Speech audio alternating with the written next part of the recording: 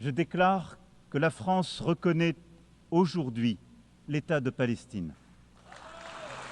Has acted. We recognize Palestine together with Ireland, Norway and Spain. We call for a permanent ceasefire, the release of... In the face of the growing horror in the Middle East, we are acting to keep alive the possibility of peace and a two-state solution. That means a safe and secure Israel alongside a viable Palestinian state. Formally recognizes the state of Palestine.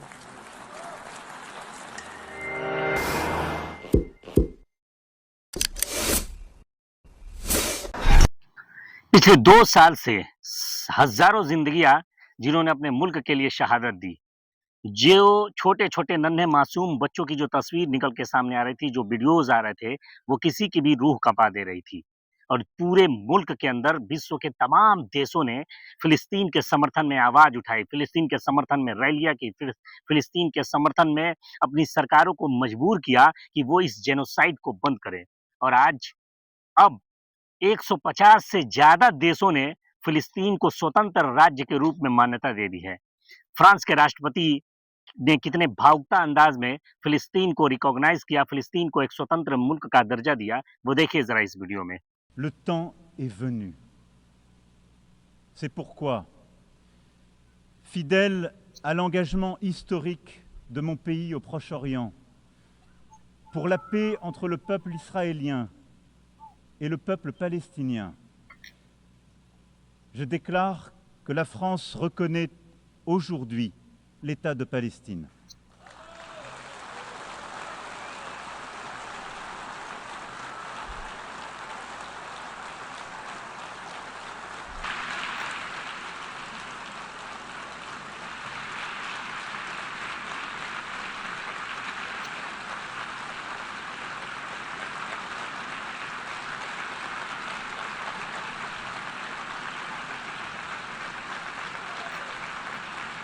Britain के प्रधानमंत्री train के अंदर सफर कर रहे थे और train के अंदर यही होती है लोकतंत्र, डेमोक्रेसी की खूबसूरती कि ट्रेन के अंदर सफर कर रहे थे और वहां एक यात्री उनसे जाता है और कहता है कि आप जो इजराइल, फिलिस्तीन और गाजा की सरजमी पर जो इजराइल जेनोसाइड कर रहा है, जो मासूम बच्चों को मार रहा है, जो ना आम सिविलियन को टारगेट बनाकर स्कूल, हॉस्पिटल पर बमबारी कर रहा है, उसमें कहीं ना कहीं आप और आपके सरकार इन्वॉल्व है, क्योंकि आप उन्हें हथियार मुहैया करा रहे हैं, आप उन्हें सहयोग कर रहे हैं।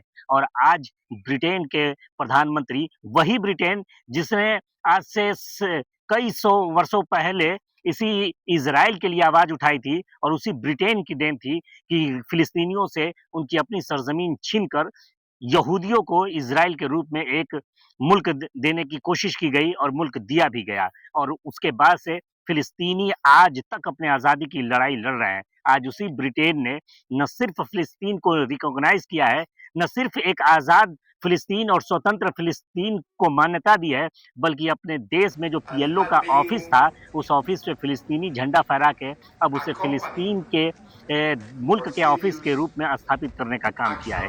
पहले ट्रेन के अंदर का वो वीडियो देखिए कि कैसे एक शख्स उस ब्रिटेन के प्रधानमंत्री को गाजा में हो रहे जेनोसाइड के लिए दोषी करार दे रहा है। Fear, how many more children in Palestine have to die before you call for a ceasefire? Over 7,000 children have died. Over 7,000 children have been slaughtered by Israel. This is unacceptable. What happened to human rights? What happened to democracy? We call for peace, we call for democracy. We don't see any of that when it comes to the Palestinians. इसके बाद 7,000 ये आते children. हैं और आने के बाद अपने ही खुद अनाउंसमेंट करते हैं कि आज के बाद से ब्रिटेन टू स्टेट थ्योरी, यानी एक सुरक्षित इजराइल और सुरक्षित इजराइल के साथ एक आज़ाद फिलिस्तीन, स्वतंत्र फिलिस्तीन की मान्यता देता है। और इसके साथ ही तमाम पूरे विश्व के कोने कोने से फिलिस्तीन के लिए आवाज़ उठनी शुरू हो गई और 150 से ज़्यादा देशों ने फिलिस्तीन को एक स्वतंत्र मुल्क की मान्यता दे दी, जिससे इजराइल बौखला गया, नेतन्याहू बौखला गया। वो जानवर जो लगातार जेनोसाइड कर रहा है, मासूम बच्चों को मार रहा है, नागरिकों को मार रहा है, सिविलियन को टारगेट कर रहा है और 65,000 से ऊपर लोगों को जो मार चुका है, उनके कत्ल का इल्ज़ाम जिसके ऊपर है और उनके कत्ल में जिसके हाथ सने हुए हैं उनके खून से, आज उन सभी की खुशियों को जब इससे देखा नहीं गया तो ये बौखलाहट में कहने लगा कि हम किसी भी हाल में फिलिस्तीन को स्थापित नहीं होने देंगे और जो लोग इसका समर्थन कर रहे हैं उनके खिलाफ भी हम कार्रवाई करेंगे। इस तरीके से दादागिरी वाले शब्दों का प्रयोग इजराइल कर रहा है। लेकिन ये बड़ी खुशी की बात है कि 2 वर्षों से 2 वर्ष कह लीजिए या 1948 के बाद से ही जो फिलिस्तीन लगातार अपने अपने मुल्क के लिए, अपनी कौम के लिए, अपनी आज़ादी के लिए संघर्ष कर रहा था, आज विश्व के अधिकतर देशों ने, ये नक्शा देखिए, इस नक्शा में जो हरा कलर आपको दिखाई दे रहा है, इस हरे कलर में जितने मुल्क हैं, उन सारे मुल्क वालों ने, उन सारे देश वालों ने फिलिस्तीन को एक आज़ाद मुल्क मान लिया है। और कुछ ऐसे मुल्क लगभग 8-10 उंगलियों पे गिनती के ऐसे मुल्क है जो आज भी इजराइल के चट्टू बने हुए हैं, इजराइल से डरते हैं, इजराइल जो कहता है वो करते हैं और अमेरिका के पिछलग्गू बनकर घूम रहे हैं। उन लोगों ने अभी फिलिस्तीन को रिकॉग्नाइज नहीं किया है। लेकिन आपको मालूम है कि इटली जो लगातार हथियारों की सप्लाई कर रहा था, इटली की इटली की सरकार पर प्रेशर बनाना शुरू कर दिया है और इटली की सरकार से ये कहा जा रहा है कि वो भी फिलिस्तीन को मान्यता दे, फिलिस्तीन को एक्सेप्ट करे। लेकिन इटली इसमें आनाकानी कर रहा था, जिसके कारण इटली की आवाम सड़कों पर संघर्ष कर रही है और सरकार को घुटने टेकने के लिए मजबूर कर रही है।